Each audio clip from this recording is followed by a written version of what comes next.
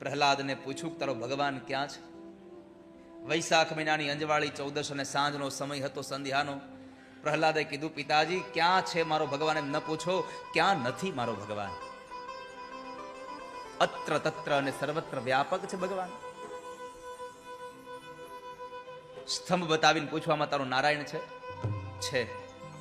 આમાં પણ મારો નારાયણ છે. સ્તંભને તોડવાના પ્રયત્ન કરે, ગદાનો પ્રહાર કરવા જાય, એના પેલા સ્તંભ ફાટે છે અને ભગવાન ઋષિ નારાયણ નું પ્રાગટ્ય થયું છે. બોલીએ ઋષિ નારાયણ ભગવાન કી જય.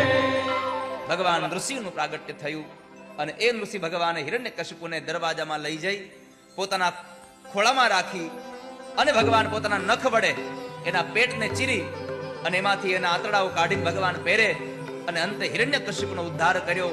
ન રાત ન દિવસ, સંધ્યાનો સમય, ન ઘરમાં ન બહાર, ઉમરામાં ન આકાશમાં ન ધરતીમાં, ભગવાનના ખોળામાં. લીલા નખ ન કહેવાય, સુકાઈ ન કહેવાય, અસ્ત્ર ન કહેવાય, શસ્ત્ર ન કહેવાય. ભગવાનનું સ્વરૂપ મોઢું હતું એ સિંહનું હતું, આખું શરીર માણસનું હતું. ન માણસ ન પશુ.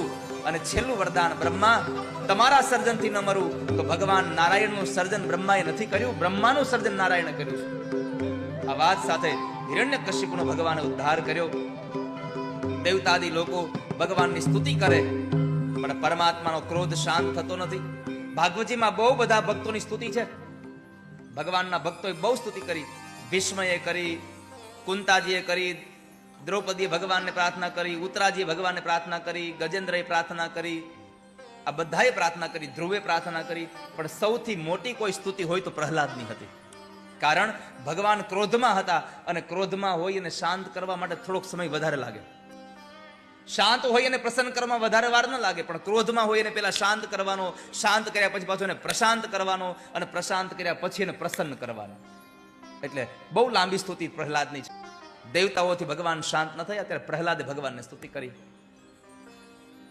બ્રહ્માદય સુરગણા મુનયોથ સિદ્ધા સત્વે કતાન મતયો વચસામ પ્રવાહય નારાધિતુમ પુરુગણે રધુના પિપીપ્રુ કિંતોષ્ટુમાર હતિ સમે હરિરુ. ભગવાન, મેં જાણ્યું છે કે તમે કોઈ તેજ, બળ, રૂપ, ઐશ્વર્યથી પ્રસન્ન થનારા નથી. તમે તો કેવલ પ્રાર્થનાથી પ્રસન્ન થનારા છો. હું તમારી પ્રાર્થના કરું છું. એક અસુર યોનિનો બાળક તમારી પ્રાર્થના કરે છે, પ્રભુ આપ શાંત થાઓ. ભગવાન શાંત થયા અને પ્રહલાદને પોતાની ગોદમાં બેસાડી અને વરદાન માંગવા કહ્યું. પ્રહલાદે કીધું, પ્રભુ આપવું હોય તો એટલું આપો, મારા પિતાજીને તમારું ધામ આપી દો. જો આ સંસારનો સાચો વૈષ્ણવ કોને કહેવાય? તો કહે છે કે ભગવાને એના માટે માંગવા કહ્યું તો એમ કહ્યું તમે પેલા આને ધામ આપો. નકર એને એના પિતાજીએ એને દુઃખ દેવામાં બાકી નહોતું રાખ્યું. છતાં પણ ભગવાનના ભક્ત એમ કહે છે કે અમને જેને દુઃખ આપ્યા છે ને એને તમે પેલા ધામ આપો. કારણ કે જો એને દુઃખ ના આપ્યા હોત તો તમને ભજા ન હોત કોઈ દિવસ, તમને યાદ ન કર્યા હો તમે આટલા બધા. પરમાત્માને તમે પ્રાર્થના કરો તો આપણું ખરાબ કરનારનું પણ ભગવાન હારું કરે ને એવી ભાવના રાખવી ભગવાન પાસે. ઠાકોરજી અમારું ખરાબ કરે એનું હારું કરજો. પણ આપણી માગણી શું હોય? હે ભગવાન હવનું હારું કરજો, પણ શરૂઆત મારાથી કરજો. બધાનું હારું માગીએ પણ પેલું આપણું, શરૂઆત મારાથી કરજો. ના, પ્રભુ સૌનું મંગલ કરે એવી ભાવના સાથે ભગવાને કીધું તારા માટે માગ. એને તો મારું ધામ મળી ગયું. કારણ ભગવાન મારે ઉસકા ભી ભલા ઓર ભગવાન બચાએ ઉસકા ભી ભલા. તારા પિતાને તો મોક્ષ મળી જ ગયો, તારા માટે માગ. તો પ્રહલાદે કીધું, પ્રભુ આપવું હોય તો એટલું આપો, તમારા દર્શન સિવાયની કોઈ અપેક્ષા મારા જીવનમાં ન રહેવી જોઈએ. કેવલ તમારા દર્શનની ઈચ્છા હોય. અંતે ભગવાને આશીર્વાદ આપીને જતા રહ્યા. સપ્તમ સ્કંદની આ કથાને બતાવી. અષ્ટમ સ્કંદમાં ગજેન્દ્ર મોક્ષની કથા છે. એક હાથી હતો, સરોવરમાં પાણી પીવા ગયો, હાથણીને સાથે લઈને ગયો. ગિરનાર પર્વતમાં, રૈવતક પર્વતમાં રહેતો હતો હાથીયા. આજે થોડીક કથાને ઉલટાવીને, ત્રિકુટ પર્વત હતો, પણ એ ત્રિકુટ એટલે કે રૈવત પર્વત હતો. આ ગિરનાર, ગિરનાર પર્વતમાં એક હાથી રહેતો હતો અને એ હાથી પોતાની પત્નીને બધાને લઈ અને ગંગા રૂપી આ ગોમતીમાં જળ પીવા માટે આવ્યો. અને એ ગોમતીમાં એક ગ્રાહ રહેતો હતો, એક મગર રહેતો હતો. એણે હાથીને પકડ્યો. ઘંટાનાદ કરીને જે કુબેરનો જે દાનાધ્યક્ષ હતો, કુબેરે જ્યારે કૈલાસની એ પશ્ચિમ દિશાએ ભૂમિમાં યજ્ઞ કર્યો, ત્યારે એ દિશામાં યજ્ઞ કરતાના સમયે બહુ બધા લોકોને અલગ અલગ જવાબદારીઓ આપી. એમાં ઘંટાનાદ અને પાર્શ્વમૌલી આ બે એના દાનાધ્યક્ષ હતા. જેટલા લોકો આવે ને દાન આપવા, એમાં દુર્વાસા ઋષિ આવ્યા યજ્ઞના સમાપન વખતે અને કુબેરને કીધું કે મને 9 નિધિ તમારી પાસેથી આપો. કુબેર તો આપવા તૈયાર થઈ ગયા, પણ લોભના પ્રભાવે આ ઘંટાનાદ અને પાર્શ્વમૌલીએ ના પાડી, નહીં હો, ઈ નો દેવાય. એટલે એ સમયે દુર્વાસાએ શ્રાપ આપ્યો કે તમે આવી જડ બુદ્ધિના થયા છો, જાઓ આ સંસારમાં. ઘંટાનાદ ગોમતી નદીમાં ગ્રાહ બનીને આવ્યો અને પાર્શ્વમૌલી હતો એ ગિરનાર પર્વતમાં હાથી બનીને આવ્યો. હાથી એની પત્નીને સાથે લઈ અને જ્યારે ગોમતી નદીમાં જ્યારે જળપાન કરવા આવે છે ત્યારે એને ગ્રાહ પકડે છે. પણ પરમાત્માએ પ્રસન્ન થઈને કહ્યું હતું એ યજ્ઞમાં, કુબેરના યજ્ઞમાં ઘંટાનાદ અને પાર્શ્વમૌલીને કહ્યું હતું કે તમે મારા માટે આટલો પરિશ્રમ કર્યો છે એટલે તમારો ઉદ્ધાર કરવા હું આવીશ. તમારા બેનું યુદ્ધ થશે ત્યારે હું તમારા બેનો ઉદ્ધાર કરીશ. અને એ સમયે આ સમય આવ્યો, ગ્રાહે પગ પકડ્યો, હાથી છૂટવાના પ્રયત્ન કરે, છૂટી ન શક્યો.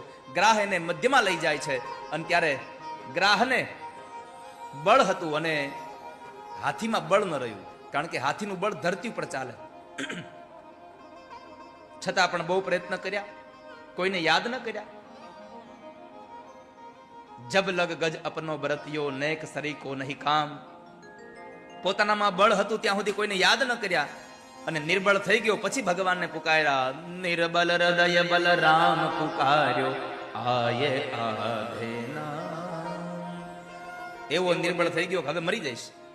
આ કોઈ 4 પગવાળા હાથીની વાત નથી એ વાલા ભક્તો, આ આપણી હાથીની વાત છે. આ સંસાર એ સરોવર છે, કાળ એ મગર છે, આ જીવાત્મા એ હાથી છે.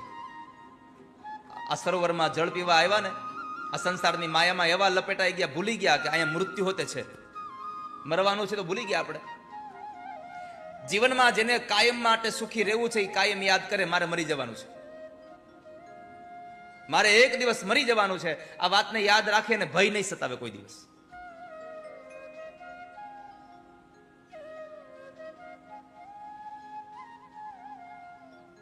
હાથની જેમ હાથીને મૂકી દીધો એમ આપણને પણ સંસારના લોકો ભગવાન ભરોસે મૂકી દે છે. બીમાર પડીએ ને પછી હું કે હવે તો ભગવાન કરે હાચું, ડોક્ટરોએ ના પાડી દીધી છે.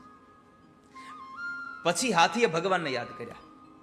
આ દુનિયા આપણને ભગવાન ભરોસે મૂકી દે ને પછી ભગવાનને યાદ કરવા, એના કરતા પહેલેથી ભગવાનનો ભરોસો રાખો. દુનિયા મૂકી દે તો ભલે ને પકડી રાખે તો ભલે, ચિંતા નહીં કોઈ દિવસ. ભરોસો ભગવાનનો રાખો. દ્રઢ ચરણ કેરો ભરોસો. હે ભગવાન, તારા ચરણારવિંદનો ભરોસો રહે મને.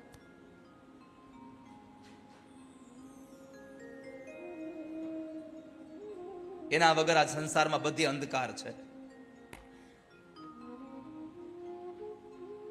શ્રી વલ્લભ મુખચંદ્ર છટા બિન જગમાહી અંધેરો. દ્રઢ ચરણ કેરો ભરોસો. તારા ચરણ સિવાય કોઈનો ભરોસો રાખ્યો તો અમે અંધારમાં જવાના છીએ, પણ તારો ભરોસો રાખ્યો તો અંધકારમય રાત્રિ પણ અમારા માટે રોશની વાળી થઈ જવાની છે. આંખું ન હોય તો દેખાય, અને ઘણી વખત આંખું હોય ને તોય ન દેખાય. સુરદાસજીને આંખું નહોતી અને ભગવાનનો શિંગાર કર્યો તો જેવો શિંગાર કરે એવું પદ ગાય, જેવો શિંગાર કરે એવું પદ ગાય.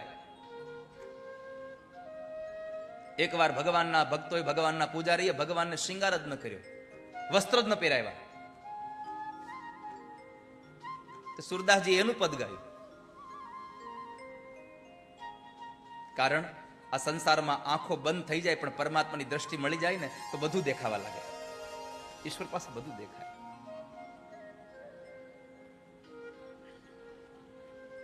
ભગવાન ભરોસે મૂકી દીધા પછી હાથીએ ભગવાનને યાદ કર્યા છે. ઓમ નમો ભગવતે તસ્મૈ યતયેત ચિદાત્મકં પુરુષાયાદિ બીજાય પરેશાયાભિધીમહિ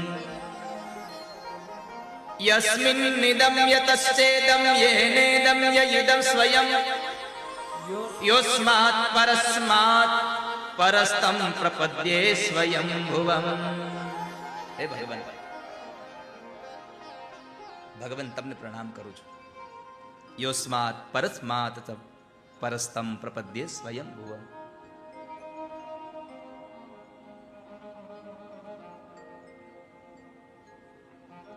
એક કમળનું ફૂલ હતું ને એને સૂંઢમાંથી પકડી અને ભગવાનને અર્પણ કરે છે. પ્રભુ, અત્યારે આના સિવાય મારી પાસે બીજું કઈ છે નહીં, આનો સ્વીકાર કરો હવે તમે.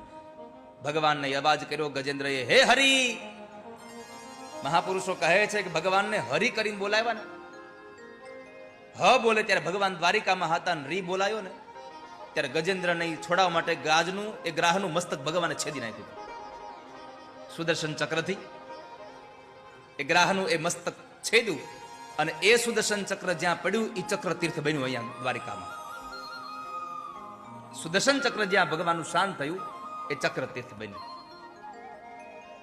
એ મહિમા ભગવાને ગજેન્દ્રનો અને ઉદ્ધાર કર્યો. બે કથા છે.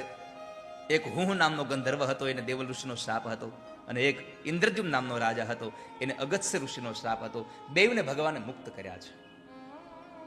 આ કલ્પભેદની કથાઓ છે, એટલા માટે ભિન્ન ભિન્ન કથાઓ મળી રહી છે. ભગવાને ગ્રાહનો ઉદ્ધાર કર્યો, ભગવાનનો હરિ અવતાર થયો. ભક્તજનાનામ ક્લેશમ હરતિ ઇતિ હરિ. જે ભગવાન ભક્તોના ક્લેશ હરે એનું નામ છે હરિ. ત્યાર પછી સમુદ્ર મંથન થયું. સમુદ્ર મંથનમાં અમૃત માટેનું મંથન દેવ અને દાનવ કરતા હતા, પણ એની અંદર પેલા કોળીએ વિષ નીકળ્યું, ભગવાન મહાદેવજીએ લીધું. રત્નો નીકળ્યા, દેવતાઓ લઈ ગયા. લક્ષ્મીજી નીકળ્યા, ભગવાન નારાયણને પરણ્યા છે. દારૂ નીકળ્યો, મદિરા દૈત્યોને આપ્યો છે. કામધેનુ ગાય ઋષિ મુનિઓને આપી છે. ઐરાવત નામનો હાથી નીકળ્યો, ઇન્દ્ર લઈ જાય છે. અને પછી જ્યારે અમૃતનો કુંભ લઈને ભગવાન ધન્વંતરી પ્રગટ થયા ત્યારે એ ધન્વંતરી ભગવાનના હાથમાં રહેલો અમૃત દેવતાઓને આપ્યો, પણ દેવતાઓના હાથમાંથી દાનવો જૂટવી ગયા. તો ભગવાને મોહિની રૂપ લઈ દાનવોને છેતરી અને એ અમૃત દેવતાઓને પીવડાવ્યું. અમૃત પીવે એ અમર બને, પણ કથામૃત પીવે એ અભય બને છે. અમર કરતા અભયત્વ સારું. લાંબુ જીવવું એના કરતા ભલે થોડું હોય પણ અભયત્વની સાથે જીવીએ એ સારું છે. તો એને લઈ અને દેવાસુર સંગ્રામ થયો. દૈત્યોને છેતરા એટલે દૈત્યોએ ઇન્દ્ર સાથે યુદ્ધ કર્યું. પેલા યુદ્ધની અંદર દેવતાઓ જીતી ગયા અને દાનવો મરાયા, પણ દાનવોના ગુરુ શુક્રાચાર્ય મહારાજે સંજીવની વિદ્યાનો પ્રયોગ કરી અને અંતે દાનવોને સજીવન કર્યા. અને બીજી વખત આશીર્વાદ લઈને જ્યારે દેવતાઓ સાથે યુદ્ધ કર્યું તો સ્વર્ગનું રાજ્ય બલિરાજાએ જીતી લીધું. બલિરાજાએ એ સ્વર્ગના રાજ્યને જીત્યા પછી પોતાના ગુરુદેવ શુક્રાચાર્યને પૂછ્યું, બાપજી આ સ્વર્ગ મારી પાસે રહે એના માટે મારે કરવું શું જોઈએ? તો કહે છે કે એના માટે એક જ સાધન છે. તમે 100 અશ્વમેધ યજ્ઞ કરો, વિશ્વજીત યજ્ઞ કરો, અને નર્મદા નદીના કિનારે ભૃગુ કચ્છમાં એટલે કે ભરૂચમાં બલિરાજાએ અશ્વમેધ યજ્ઞનો પ્રારંભ કર્યો. 1 યજ્ઞ, 2 યજ્ઞ, 3 યજ્ઞ, આમ કરતા કરતા 99 અશ્વમેધ યજ્ઞ સમાપન થયા. 100મો અશ્વમેધ યજ્ઞ ચાલે છે. એક બાજુ દેવોની માતા અદિતિ ફાગણ મહિનામાં પયોવ્રત કરે છે 12 દિવસનું દીકરાઓના સુખ માટે. એક બાજુ દેવતાઓ ભગવાનને પ્રાર્થના કરે અને એ સમયે ચતુર્ભુજ રૂપમાં આવીને ભગવાન અદિતિને દર્શન આપ્યા. અદિતિએ માગ્યું, મારા દીકરાઓનું દુઃખ દૂર થાય એવી કૃપા કરો. ભગવાને કહ્યું, અત્યારે હું કાંઈ બલિને મારી શકું છું નહીં, પણ હું બલિ પાસે માગી શકું છું. એટલે પરમાત્મા ઉપેન્દ્ર બનીને આવ્યા. ચતુર્ભુજ રૂપ અંતર ધ્યાન કરી અને ભગવાન વામન અવતારમાં પ્રગટ થયા છે. બોલીએ વામન ભગવાન કી. ભગવાન વામન બનીને આવ્યા. દેવતાઓએ મુંજની મેખલા, મૃગ ચર્મ આ બધું જ આપ્યું. કમંડળ આપ્યું, શ્વેત છત્ર આપ્યું, દંડ આપ્યો. અને ત્યાર પછી બ્રાહ્મણોએ યજ્ઞોપવિતના સંસ્કાર કર્યા. માં અન્નપૂર્ણાએ ભિક્ષા આપી, પણ વધારે ભિક્ષા લેવા માટે ભગવાન વામન બલિરાજાના આંગણે જાય છે. વિષ્ણુ વામન બની ચાલિયા રે,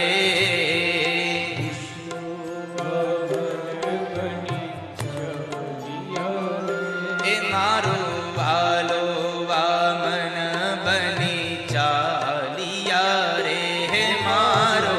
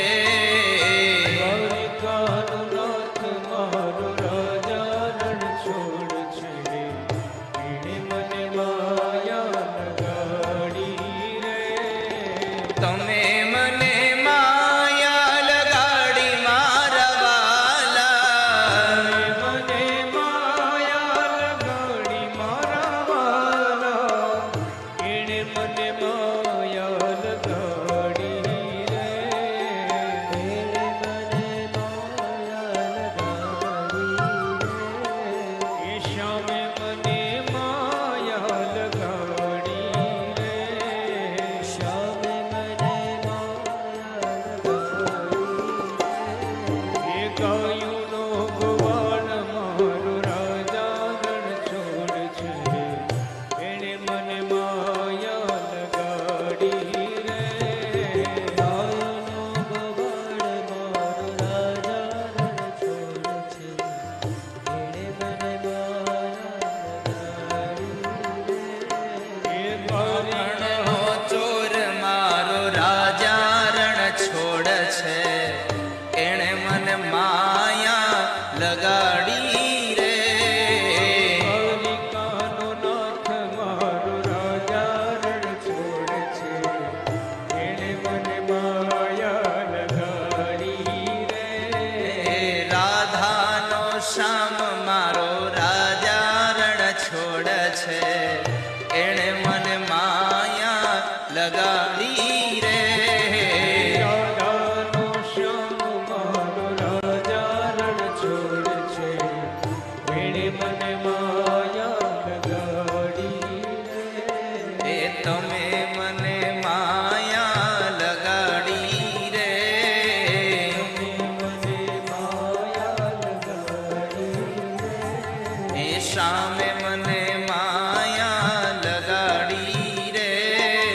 શ્યામે મને માયા લગાડી રે. એ તમે મને માયા લગાડી રે.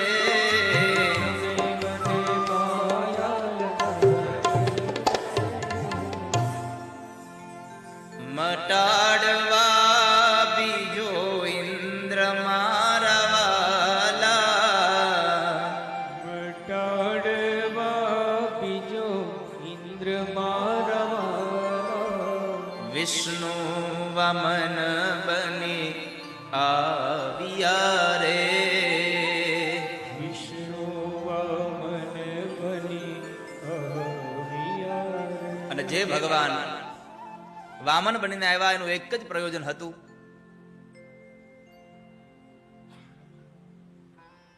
ઇન્દ્ર બનવા માટે થઈ અને તૈયાર થયેલો આ બલિ ઇન્દ્ર ન બની જાય એના માટે થઈને એના આંગણે આવ્યા છે. બલિરાજાના આંગણે આવ્યા એટલે ભગવાનનું સ્વાગત પૂજન થયું. અને જ્યારે બલિરાજાએ કહ્યું કે બાપજી, આજ મારે ત્યાં યજ્ઞ ચાલે છે ને તમે આવ્યા છો, તમારે જે દાન જોતું હોય તે માગી લો. બલિએ બહુ આગ્રહ કર્યો એટલે ભગવાને 3 ડગલા જમીન માગી. અને એ 3 ડગલા જમીનનો સંકલ્પ જ્યારે શુક્રાચાર્ય મહારાજે ન કરાવ્યો તો ભગવાને સંકલ્પ કરાવ્યો. અને એ સંકલ્પનું જળ નીચે મૂક્યું ત્યારે પરમાત્મા એ જ સમયે વામનમાંથી વિરાટ બન્યા. અને વિરાટ બનતાની સાથે પહેલા ચરણમાં ભગવાને સ્વર્ગલોકને માપ્યું, આકાશલોકને માપ્યું. બીજા ડગલામાં ભગવાને આ પૃથ્વી લોકને માપ્યું. અને બલિએ કહ્યું, બલિને કીધું કે બલિ, તારો 3 ડગલાનો સંકલ્પ છે, મને બતાવો ત્રીજું ચરણ ક્યાં રાખું. બલિ કહે છે, પ્રભુ તમે તો બધું લઈ લીધું મારું, હવે હું શું તમને આપું. ભગવાન કહે છે કે સંકલ્પ કર્યા પછી જો સંકલ્પ અધૂરો રાખીશ તો પાપનો અધિકારી બનીશ. માટે સંકલ્પ ક્યારેય ન કરવો, મનોરથ કરવો. સંકલ્પ નહીં કરી લેવાનો હું આમ કરીશ. આપણે તો મનોરથ કરવાનો, મનોરથ પૂરો થાય તો ભલે, ન થાય તો ભલે, ઠાકોરજી જાણે. સંકલ્પ કરશો તો પૂરો નહીં થાય તો તમારો સંકલ્પ તમારો અધૂરો રહેશે, તો પાપના અધિકારી બનશો. માટે તમે જો વૈષ્ણવ સંપ્રદાયમાં ગમે તેટલું મોટું કામ કરે તો શું કે અમે મનોરથ કરવાના છીએ, અમે મનોરથ કર્યો છે. મનોરથમાં આમ તેમ થોડું ઘણું હોય ને તો ઠાકોરજી ચલાવી લે. એટલા માટે સંકલ્પ નહીં કરીએ. સંકલ્પ કર્યો તો એ દ્રઢ થઈ ગયું, અને દ્રઢ થયું અને પૂરું કરવું પડે કે રાજા તે સંકલ્પ કર્યો છે 3 ડગલાનો, મને બતાવ. પછી રાજાએ કહ્યું, બાપજી તમે મારું બધું ભલે લઈ લીધું પણ હજી હું કોઈનો થયો નથી, હું હજી મારો છું. એક કામ કરો, તમારું ત્રીજું ચરણ મારા મસ્તક પર પધરાવી અને 3 ડગલા જમીનનો સંકલ્પ મને સંપન્ન કરી દો. ભગવાને માથા ઉપર પગ પધરાવ્યો, બલિને પાતાળમાં ઉતાર્યો, પાતાળનું રાજ્ય આપી ભગવાન રાજી થયા કે તારા આ સંકલ્પથી હું રાજી થયો, તે મને બધું સમર્પણ કરી દઉં. તેરા તુજકો અર્પણ ક્યાં લાગે મેરા. આ સંસારમાં બધું ભગવાનનું છે, આપણું તો કશું છે નહીં, તો ભગવાનને આપી દેવું જોઈએ. બધું જ બલિરાજાએ ભગવાનને આપી દીધું. તો ભગવાને સામું પાછું રાજ્ય આપ્યું પાતાળનું. ઉપરામમાં કોઈ પૂછ્યું કે તારે હવે શું જોઈએ છે બીજું કે, તો બલિએ કીધું એક કામ કરો, જે પાતાલનું રાજ્ય આપ્યું ને એના તમે દ્વારપાળ બની જાઓ, ચોકી પહેરો તમે કરો, સૈનિક તમે બનો. અહીંયા ભગવાન ત્યાં રોકાયા અને પછી લક્ષ્મીજીને નારદે કહેવા પ્રમાણે લક્ષ્મીએ બલિરાજાના હાથમાં રાખડી બાંધી અને એ રાખડીના બદલામાં ભેટ માંગવા કહ્યું. ત્યારે બલિરાજાએ ભેટ માંગવા કહ્યું તો લક્ષ્મીજીએ કહ્યું તું મને તારા દ્વારપાળ આપી દે, તારા દ્વારપાળ મને જોઈએ છે, તારા માટે દ્વારપાળ છે પણ મારું સર્વસ્વ છે. અંતે બલિરાજાએ ભગવાનને દ્વારપાળમાંથી મુક્ત કરી અને એને છોડ્યા. ભગવાન કહેતા ગયા કે તને ઇન્દ્ર બનવાનો તારો મનોરથ હતો, તારો સંકલ્પ હતો, આ મન્વંતરના ઇન્દ્રને એનો સમય ભોગવી લેવા દે, આવનારા મન્વંતરમાં હું તને ઇન્દ્ર બનાવીશ. એટલે ભગવાન બલિરાજાને સજીવન રાખીને ગયા અને કહેતા ગયા બીજું તારે જોઈએ છે કાંઈ? તો બલિરાજા એટલું જ કહ્યું, બસ પ્રભુ કૃપા કરજો, આ પ્રેમ આમનમ રહે, યહ પ્રેમ સદા ભરપૂર રહે, ભગવાન તુમારે ચરણો મેં, તમારા ચરણારવિંદમાં અમારો પ્રેમ રહે એટલી કૃપા કરજો. બલિરાજાએ બધું આપી દીધું. 3 ડગલા ભગવાનને માગી. આ 3 ડગલા શું કામે? તો કહે છે તન, મન અને ધન આ બધું ભગવાનને અર્પણ કરી દેવાનું. આ તન, મન, ધનની આ 3 ડગલા જમીનના સંકલ્પની કથા સુખદેવજી મહારાજ રાજા પરીક્ષિતને બતાવી. અષ્ટમ સ્કંદને વિશ્રામ કર્યો. 9મ સ્કંદ એટલે મનુ મહારાજના દીકરા શરિયાતીની દીકરી સુકન્યા, એના લગ્ન ચ્યવન ઋષિ સાથે થયા. ત્યાર પછી મનુ મહારાજના દીકરા એકનું નામ હતું નભગ. નભગને ત્યાં નાભાગ થયા. નાભાગને ત્યાં પિતૃભક્ત એવા ભગવાનના અનન્ય ભક્ત એવા અમરીશ રાજાનું પણ આગળ પ્રાદુર્ભાવ થયો. અમરીશ રાજાએ ભગવાનના એકાદશીના વ્રત કરેલા. એવી એકાદશી કરી હતી કે ભગવાને પોતાનું સુદર્શન ચક્ર અમરીશ રાજાની રક્ષા માટે આપી દીધું. પણ વ્રતમાં કેટલી નિષ્ઠા હોય ત્યારે ભગવાન રાજી થાય. ગમે તે વ્રત કરો ને એ નિષ્ઠાથી કરવું.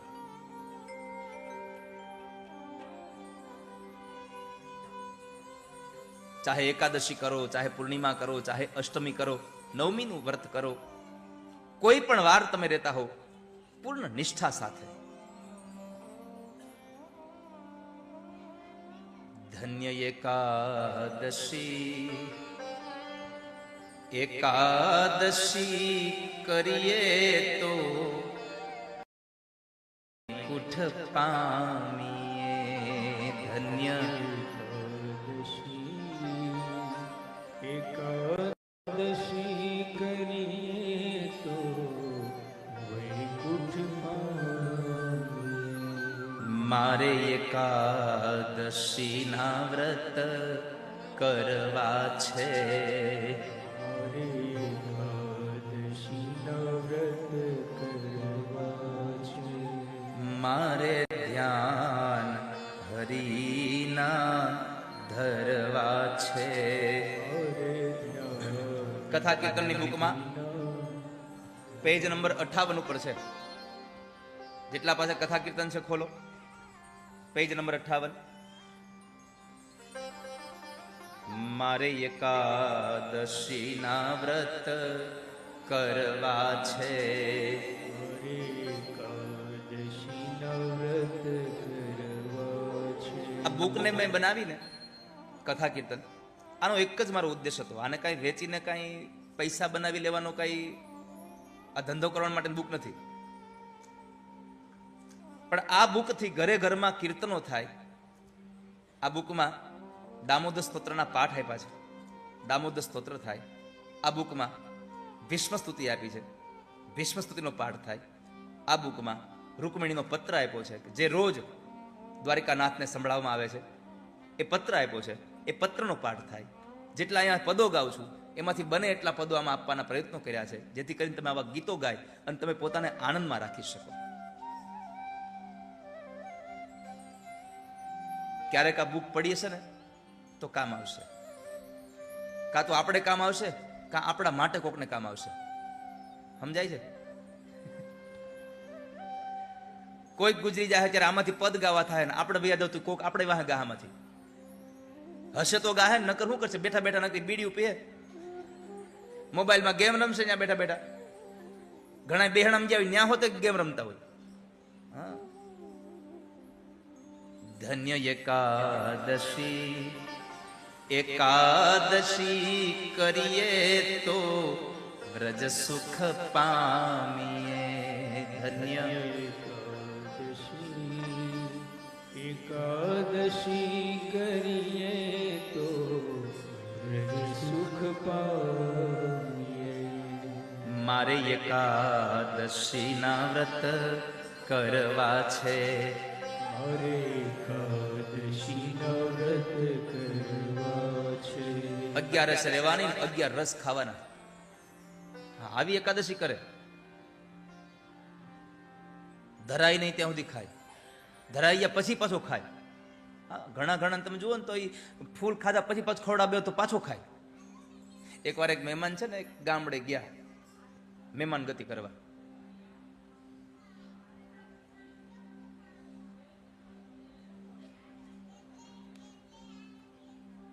જ્યારે મહેમાન ગતિ કરવા ગયા ને તો ઘણા દિવસો પછી મહેમાન આવ્યા હતા, એટલે ગરદણીએ બપોરા જમવાનું બનાવ્યું, ભાતની મીઠાઈઓ બધું બનાવ્યું, બધાય પીરસે. પેલા તો ફૂલ જમાડ્યા, પછી ઘરના બધા એક એક કરીને આવ્યા. તમારે મારું તો કંઈક લેવું જ પડે હો. તો એનું લીધું. ત્યાં વળી પાછા ગરદણી ઉભા થયા. આપણે કેટલા વખતે મળ્યા, થોડુંક તો લેવું પડે, એક ઢેફલું લ્યો.